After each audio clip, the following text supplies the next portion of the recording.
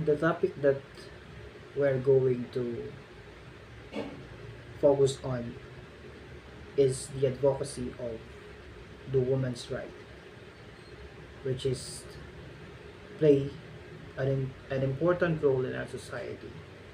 Our women's are very essential in forming a society.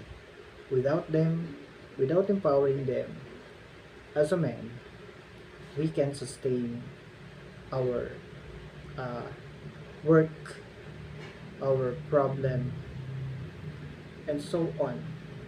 Because God created man and woman to become a companionship. Indeed, they are a companionship who create a small unit of the society into by providing a goods, education, moral, love and values to the children that the Lord has given us. Okay, what is women's right? Isang kasabihan na kung saan nakabase sa kakayahan ng mga kababaihan. Alam ko na familiar kayo sa panahon na to na pagbabae laging tama. Dahil ang tema natin sa topic na to ay women's right, no. Laging tama ang mga babae. So balik sila ba ay laging tama? Well, ito yung isang kasabihan na nauuso sa panahon natin ngayon na kung saan marami ang mga nakaka-relate, no? Isang kasabihan na kung saan mga lalaki ang minsan naiisip nila na dehado sila, no, pagdating sa mga kababaihan. Pero ano nga ba yung dahilan kung bakit ang babae ay laging tama, no? Alam ba natin yung burden na dinadala nila kapag sila ay may problema? Usually, bilang isang lalaki at bilang may asawa na, no, naranasan ko na minsan nag-aaway kami ng asawa ko. Nag-aaway kami sa isang bagay na hindi namin napagkakasunduan. And doon namin measure yung attitude ng bawat isa, ay yung pasensya ng bawat isa, kung hanggang saan. Lagi nga ba silang tama sa desisyon na ginagawa nila? Well, para sa akin, may mga time na yung babae hindi akma sa kung ano yung desisyon ng bawat isa ang gusto niyang iparating. In short, may mga bagay na mali din yung desisyon na ginagawa niya. Pero may mga bagay din na tama sila. Pero dahil lalaki tayo, no, minsan iniisip natin mas tama yung desisyon natin. But instead na ipakita natin yung sa kanila bilang isang lalaki, ay kinikip natin yan sarili natin. Kasi ayaw natin ng maraming sinasabi. Ang landas na tinatahak ng mga babae sa mundo ito ay napakahalaga. Isa sila sa mga kasangkapan ng Diyos upang likhain yung spirit children ni Heavenly Father. We know that our physical bodies have a divine origin and that we must experience both a physical birth and a spiritual rebirth to the highest realms in God's celestial kingdom. Alam natin na yung pagkapanganak pa lang natin dito sa mundo ito ay meron tayong isang nakaatang na tungkulin para sa ating mga gender, no? O sa ating kasarian. Isang lalaki Huwag kang magtaka kung bakit lalaki ka, dahil yung Diyos ay meron isang bagay sa iyo na gustong ipagawa habang nabubuhay ka pa dito. Napakalaki ng contribution mo sa buhay na ito bilang isang babae, dahil ikaw ay gagamitin ng Diyos na instrumento bilang tagasilang ng kanyang mga espiritong anak. Ang tungkulin ng babae ay napakahirap. Hindi madali ang pagising sa umaga, pag-asikaso ng kakainin ng pamilya, pag-asikaso sa mga anak, pag-budget ng pera, at pagpapamili ng kung ano-ano sa loob ng bahay, at pag-manage ng oras na dapat ay balance sa pamilya, sa isang trabaho, at sa komunidad. Ito ay napaka-importante dahil sa isang babae. Ngayon, alam ba natin yung bagay na yun? I know na some of our men, alam yung bagay na ito. Pero yung ibang kalalakihan na na-experience yung parang medyo dehado sa kanilang mga asawa, ay hindi naiintindihan ng mga bagay na ito. No? So thus, women play an integral part, sometimes at risk of their own lives, in God's work and glory, to bring to pass the immortality and eternal life of men. Isang napakalaking tungkulin ng isang babae ay pagsikapang gampanan ang kanyang tungkulin sa pamilya, society, dahil ang tingin sa kanila ng society ay isang weak, no? Merong limitasyon at merong mga bagay na hindi kayang gawin katulad ng mga kalalakihan,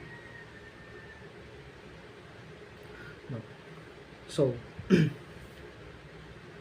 in God's creation, no, nilikha niya ang mga lalaki at babae upang sila ang maging kasangkapan ng Diyos sa pagbuo ng society.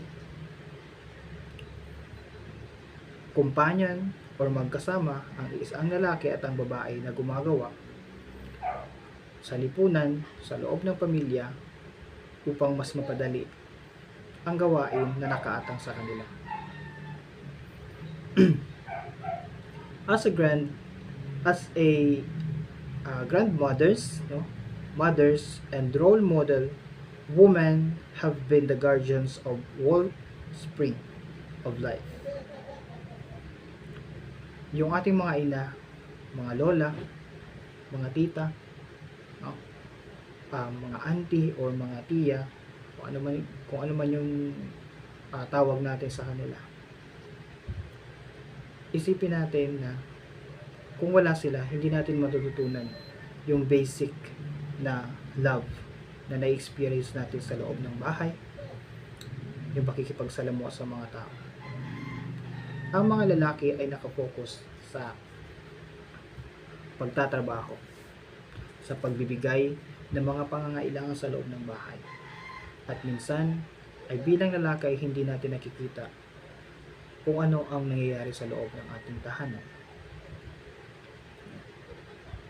Alam ko dahil isa ako sa mga produkto na kung saan lumaki sa aking lola. Noong mga time na andun ako sa poder ng aking lola, ay napakarami niyang itinuro sa akin. Paano magluto, paano maghugas, paano maglaba, paano mabuhay ng mag-isa ka lang.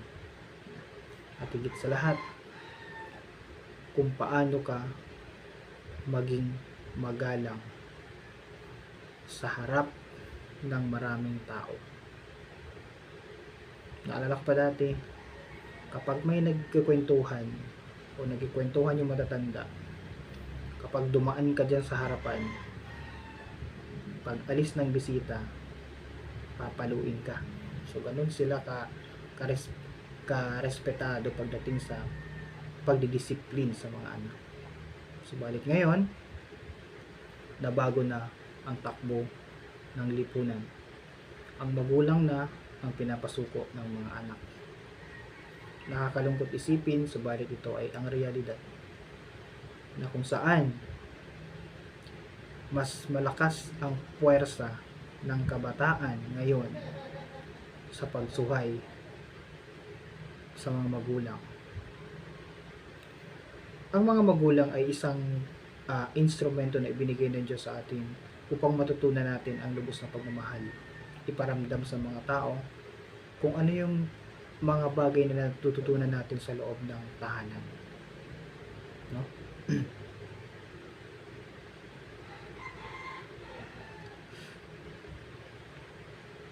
Teaching each generation the importance of the sexual purity, of chastity before marriage, and fidelity within marriage.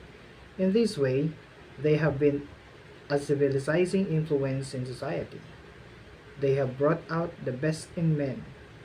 They have perpetuated wholesome environments in which to raise secure and healthy children.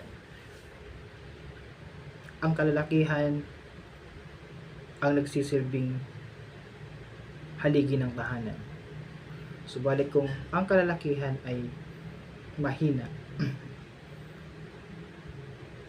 ang pamilya ay hindi lubos na maaalagaan.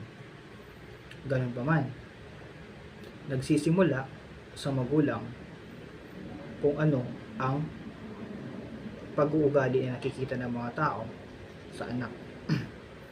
Kung ang magulang ay pinalaki niyang bastos, walang modo, at walang galang ang kanyang anak, ito ay ang anak ay magsasanhi ng kaguluhan sa lipunan.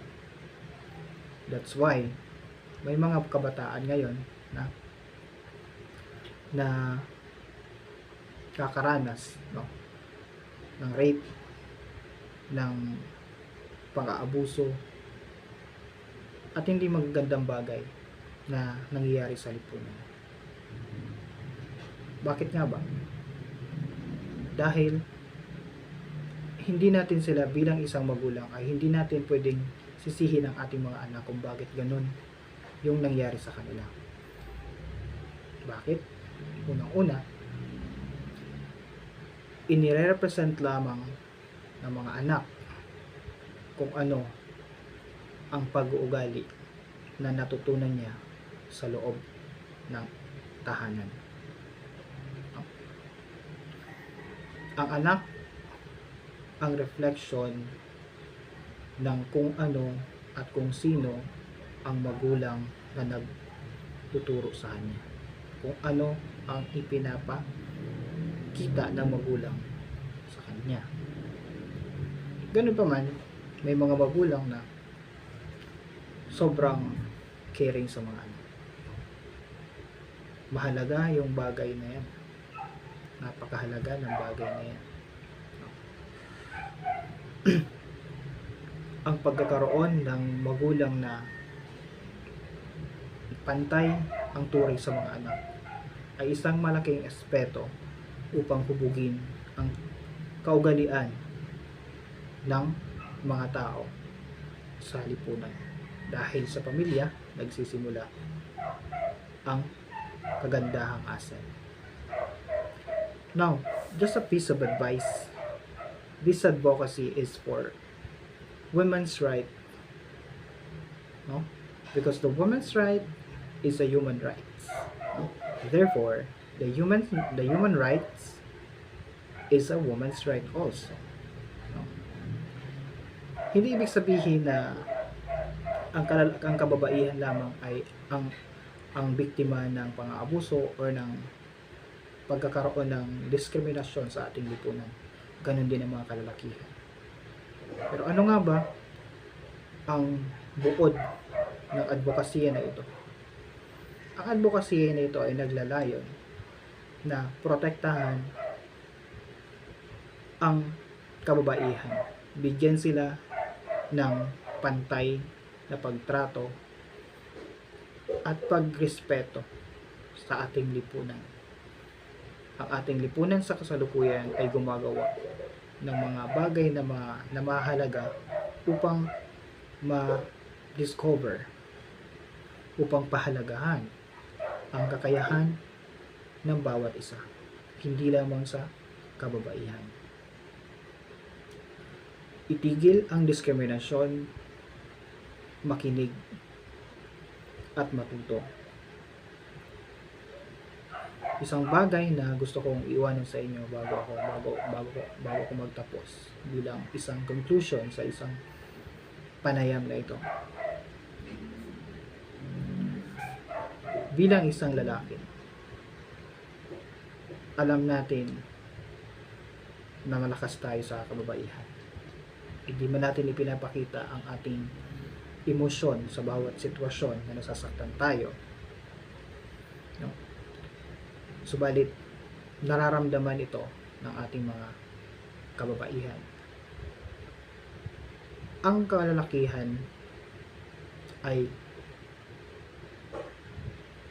tahimik ang kanilang nature. Gusto nila na malutas agad ang problema nang walang sinasabi na kahit ano man.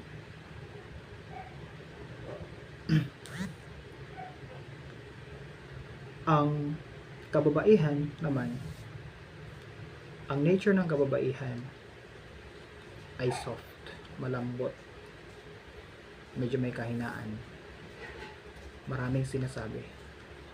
Yan ang kanilang weapon. Kasi talo natin sila pagdating sa physical. Pero ano nga ba ang dapat natin gawin sa mga kababaihan? Well, dapat natin silang mahalin, intindihin at damayan sa sitwasyon na kung saan nararamdaman nila ang bigat sa kanilang mga puso. Hindi man natin nararamdaman kung ano yung nararamdaman nila. Subalit, alam natin bilang isang tao kung nahihirapan sila. Ang mga kababaihan ay malambot. Dapat natin silang pahalagahan. Huwag abusuhin sa oras ng kanilang kahinaan. Instead, palakasin natin at gabayan upang sila ay matuto mag-progress sa kanilang kinatatayuan. Yan lang po. Maraming salamat at sana ay nakatulong ang mensahe na ito sa ating kababaihan.